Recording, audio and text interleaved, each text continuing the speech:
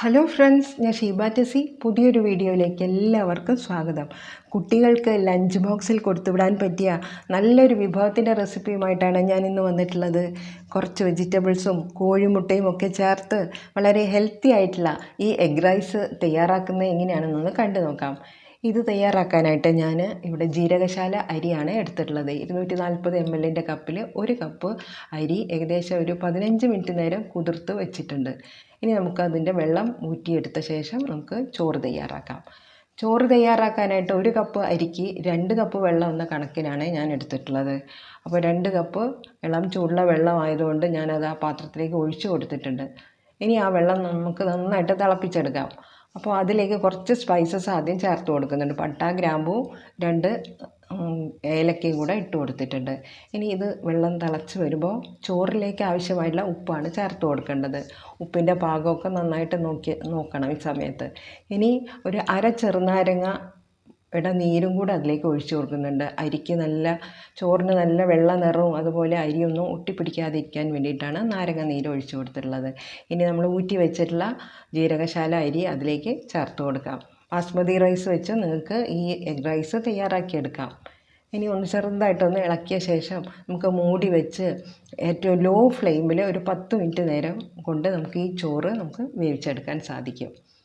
അപ്പോൾ ആവി പോകാതിരിക്കാൻ വേണ്ടി അവിടെ ഒരു കരയാമ്പ് വെച്ച് കൊടുത്തിട്ടുണ്ട്. അപ്പോൾ 10 മിനിറ്റ് കഴിഞ്ഞു. നമുക്ക് ഒന്ന് തുറന്നിട്ട് ഒന്ന് ഇളക്കി നോക്കാം. വെള്ളമെല്ലാം പാകത്തിന് വറ്റി വന്നിട്ടുണ്ട്. ചോറ് നന്നായിട്ട് വെന്ത് വന്നിട്ടുണ്ട്. അപ്പോൾ ഒട്ടിപ്പിടിക്കാത്ത നല്ല റൈസ് നമ്മളിവിടെ തയ്യാറാക്കി. ഇനി ഇത് നമുക്ക് മാറ്റി വയ്ക്കാം. ഇനി ഒരു കടായി ചൂടാകുമ്പോൾ കുറച്ച് എണ്ണ ഒഴിച്ചു കൊടുക്കുന്നുണ്ട്. ഇനി അതിലേക്ക് നമ്മൾ കോഴിമുട്ടയാണ് പൊട്ടിച്ചൊഴിച്ചു കൊടുക്കുന്നത്. അപ്പോൾ ഏകദേശം 3 പേർക്കുള്ള റൈസാണ് ഞാൻ തയ്യാറാക്കുന്നത്. ഞാൻ 2 കോഴിമുട്ടയാണ് ഒഴിച്ചു കൊടുത്തിട്ടുള്ളത്. ഇനി ഒരു അര ടീസ്പൂൺ കുരുമുളക് പൊടിയും ആ എഗ്ഗിലേക്ക് ആവശ്യമായിട്ടുള്ള ഉപ്പും കൂടെ ഇട്ട് കൊടുത്ത് ഇത് ചെറിയ തീയിൽ ഇതൊന്ന് ഇളക്കി ഒന്ന് സ്ക്രാമ്പിൾ ചെയ്തെടുക്കാം. അല്ലാതെ ചെറുതായി പോകണ്ട, കുറച്ച് വലിയ പീസായിട്ട് വേണം നമ്മളിത് ഒന്ന് സ്ക്രാമ്പിൾ ചെയ്തിട്ട് എടുക്കാൻ. പെട്ടെന്ന് തന്നെ കോഴിമുട്ട ഇതുപോലെ ആയിട്ട് കിട്ടും. കോഴിമുട്ട സ്ക്രാമ്പിൾ ചെയ്ത് കഴിഞ്ഞാൽ അത് നമുക്ക് മാറ്റി വയ്ക്കാം. അപ്പോൾ എൻ്റെ റെസിപ്പി ഇഷ്ടമായാൽ ഒന്ന് ലൈക്ക് ചെയ്യാനും പുതിയ ഫ്രണ്ട്സ് ആരെയും കാണുന്നുണ്ടെങ്കിൽ സബ്സ്ക്രൈബ് ചെയ്ത് സപ്പോർട്ടും കൂടെ ചെയ്യാൻ മറന്നു പോകരുത്. അപ്പോൾ എഗ്ഗ് സ്ക്രാമ്പിൾ ചെയ്ത് നമ്മൾ മാറ്റി വെച്ചിട്ടുണ്ട്. ഇനി റൈസ് തയ്യാറാക്കാനായിട്ട് ഒരു കടായിലേക്ക് ഒരു അര ടീസ്പൂൺ നെയ്യും ബാക്കി ഓയിലുമാണ് ഞാൻ എടുത്തിട്ടുള്ളത്. ഒരു 2 ടേബിൾ സ്പൂൺ ഓയിലും കൂടെ ഒഴിച്ചു കൊടുത്തിട്ടുണ്ട്. ഇനി അതിലേക്ക് അര ടീസ്പൂൺ കടുക് ഒന്ന് ആദ്യം പൊട്ടിച്ചെടുക്കാം. ഒരു ചെറിയ കഷ്ണം ഇഞ്ചി പൊടിയായിട്ട് അരിഞ്ഞ് വെച്ചത് ഇട്ട് കൊടുക്കുന്നുണ്ട്. ഒരു 3-4 വെളുത്തുള്ളിയും ചെറുതായിട്ട് അരിഞ്ഞതും അതുപോലെ 2 പച്ചമുളകും കൂടെ അതിലേക്ക് ചേർത്ത് കൊടുത്ത് നമുക്ക് ഇത് നന്നായിട്ട് വഴറ്റിയെടുക്കാം. ഇനി ഞാൻ ഒരു മീഡിയം സൈസിലുള്ള സവാള 1.5 സവാളയാണ് ചെറുതായിട്ട് പൊടിയായിട്ട് അരിഞ്ഞെടുത്തത് ചേർത്ത് കൊടുക്കുന്നുണ്ട്. ഒരു പിടി കറിവേപ്പിലയും കൂടെ ഇട്ട് കൊടുത്ത് എല്ലാം കൂടെ നമുക്ക് നന്നായിട്ടൊന്ന് വഴറ്റി കൊടുക്കാം. ഇനി വെജിറ്റബിൾസ് ഇഷ്ടമുള്ളവരാണെങ്കിൽ അതിലേക്ക് വെജിറ്റബിൾസ് എന്തെങ്കിലും കയ്യിലുണ്ടെങ്കിൽ ഇട്ട് കൊടുക്കാം. ഞാനിവിടെ ക്യാരറ്റാണ് ചേർത്ത് കൊടുത്തിട്ടുള്ളത്. ക്യാരറ്റ് വളരെ പൊടിയായിട്ട് അരിഞ്ഞത് ചേർത്ത് കൊടുത്തിട്ട് ഒന്ന് വഴന്ന് വരുമ്പോൾ അര ടീസ്പൂൺ മഞ്ഞൾപ്പൊടിയും അര ടീസ്പൂൺ ഗരം മസാല പൗഡറും 1 ടീസ്പൂൺ കാശ്മീരി മുളക് പൊടിയും കൂടെ ഇട്ട് കൊടുക്കാം. ഇനി ആ പൊടികളുടെ പച്ചമണമൊക്കെ നന്നായിട്ട് മാറ്റി കൊടുക്കണം. അതിനായിട്ട് ഇതുപോലെ നന്നായിട്ടൊന്ന് ഇളക്കി കൊടുത്തുകൊണ്ടേ ഇരിക്കാം. മീഡിയം ഫ്ലെയിമിൽ വെച്ച് പൊടികളുടെ പച്ചമണമൊക്കെ മാറി വരുമ്പോൾ ഒരു മീഡിയം സൈസുള്ള തക്കാളിയാണ് ചെറുതായിട്ട് അരിഞ്ഞത് ഇട്ട് കൊടുത്തിട്ടുള്ളത്.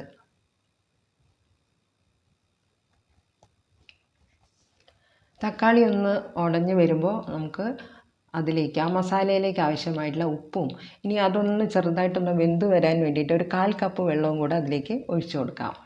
ഇനി എല്ലാം കൂടെ നന്നായിട്ടൊന്ന് മിക്സ് ചെയ്ത ശേഷം ഇതൊന്ന് വെന്ത് വരാൻ വേണ്ടിയിട്ട് ഒരു 2 മിനിറ്റ് നേരം നമുക്കൊന്ന് മൂടി വയ്ക്കാം.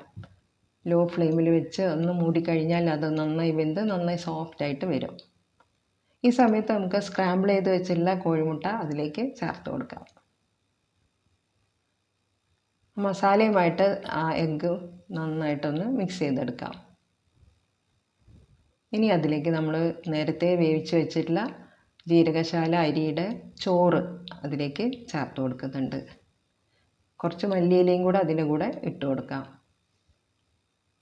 കുറച്ച് കുരുമുളക് പൊടിയും കൂടെ അതിന് മുകളിലായിട്ട് ഇട്ട് കൊടുത്ത് എല്ലാം കൂടെ നമുക്ക് നന്നായിട്ടൊന്ന് മിക്സ് ചെയ്തെടുക്കാം. മസാലയും ആ എഗ്ഗും അതുപോലെ ചോറ്, മല്ലിയില, ഇപ്പോൾ ഇട്ട് കൊടുത്തിട്ടുള്ള കുരുമുളക് പൊടി എല്ലാം നന്നായിട്ടൊന്ന് മിക്സ് ചെയ്തെടുക്കണം. ഇതാ ഇവിടെ നല്ല ടേസ്റ്റി ആയിട്ടുള്ള സ്ക്രാമ്പിൾഡ് എഗ്ഗ് റൈസ് തയ്യാറായിട്ടുണ്ട്. പലരും പല പേരിൽ വിളിക്കാം. നമുക്ക് വേണമെങ്കിൽ ടൊമാറ്റോ ചേർത്തിയതുകൊണ്ട് ടൊമാറ്റോ റൈസ് എന്ന് വിളിക്കാം, സ്ക്രാമ്പിൾഡ് എഗ് റൈസ് എന്ന് വിളിക്കാം, മുട്ടച്ചോറ് എന്ന് പറയാം. പക്ഷേ വളരെ ടേസ്റ്റിയാണ്. പിന്നെ അവസാനമായിട്ട് ഞാൻ കുറച്ച് നെയ്യും കൂടെ, അത് ഓപ്ഷനിലാണ്, ആവശ്യമുണ്ടെങ്കിൽ ചേർത്തിയാൽ മതി, ഇഷ്ടമാണെങ്കിൽ മാത്രം ചേർത്തിയാൽ മതി. അപ്പോൾ ചൂടോടെ ആ നെയ്യൂടെ അതിൻ്റെ മുകളിൽ ഒഴിച്ച് ഒരു 2-3 മിനിറ്റ് വരെ മൂടി വെച്ച ശേഷം നമുക്ക് സെർവ് ചെയ്യാൻ എടുക്കാം കേട്ടോ. വളരെ ടേസ്റ്റിയാണ് ഇത്. നമുക്ക് ലഞ്ചായിട്ടും അതുപോലെ ഡിന്നറായിട്ടും അതുപോലെ ബാച്ചിലേഴ്സിനൊക്കെ പെട്ടെന്ന് തയ്യാറാക്കാൻ പറ്റുന്നതാണ്. ജോലിയൊക്കെ കഴിഞ്ഞ് വരുന്നവർ വൈകിട്ട് ക്ഷീണിച്ച് വരുമ്പോൾ ഡിന്നറായിട്ട് നമുക്ക് പെട്ടെന്ന് തയ്യാറാക്കിയെടുത്താൽ എല്ലാവരും, വലിയവരും കുട്ടികളും ഒക്കെ പെട്ടെന്ന് നന്നായിട്ട് കഴിച്ചോളും. കൂടാതെ യാത്രയിൽ നമുക്കിത് കയ്യിൽ കരുതാൻ വളരെ ടേസ്റ്റിയാണ്. അപ്പോൾ എൻ്റെ റെസിപ്പി ഇഷ്ടമായി ലൈക്ക് ചെയ്ത്, ഷെയർ ചെയ്ത്, സബ്സ്ക്രൈബ് ചെയ്ത് എൻ്റെ കൂടെ കൂടാൻ മറക്കരുതേ. അപ്പോൾ പുതിയ വീഡിയോസും ഒക്കെ ആയിട്ട് വരുന്നത് വരെ എല്ലാവർക്കും bye. Thank you for watching.